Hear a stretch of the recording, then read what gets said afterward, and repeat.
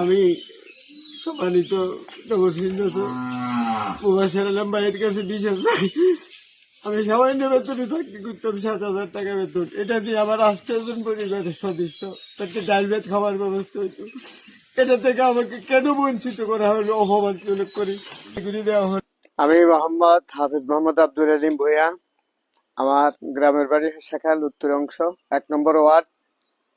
আমি 2021 সালের এপ্রিলের 3 তারিখ থেকে আমার মায়ের জন্মস্থান অর্থাৎ আমার নানার বাড়ি শাখাল খামারবা মজুমদার বাড়ি জামে মসজিদে মুয়াজ্জিন, পাঞ্জেখানা ইমাম, জুম্মা এবং ঈদগাহের নামাজের দায়িত্ব পালন করে আসতেছি। সামান্য স্বল্প বেতন, এতে করে আমার সংসারে 7-8 জন বাল বাচ্চা নিয়ে আমি কোন রকম বেঁচেছিলাম।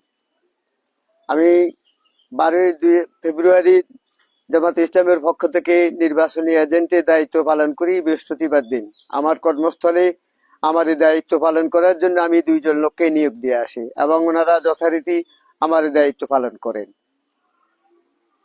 পরের দিন শুক্রবার 10টা-11টা বাজে আমাকে হাসাখাল ইউনিয়নের খামারপাড়া মজুমদার বাড়ি জাহাঙ্গীর আলম মজুমদার সাহেব এবং তার সহচররা আমাকে ফোন দিয়ে, আমার ভাই বেড়াদার কাছে ফোন দিয়ে হুমকি দেওয়া হয় আমি যেন মসজিদ দিকে না যাই, মসজিদে দিকে গেলে আমার ক্ষতি হবে।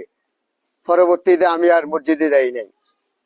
এখন আমার দুঃখ হইল, আমরা স্বল্প গ্রাম দেশের ইমাম, সামান্য বেতনে চাকরি করি, মাহে রমজানে অতিরিক্ত কিছু টাকা পাওয়া যায়। যেমন আমি গত রমজানে প্রায় 30-40 হাজার টাকা মতো পেয়েছি। এতে এই টাকা পয়সা নিয়ে আমি আমার বাল বাচ্চা নিয়ে কোনো ঈদ করেছি।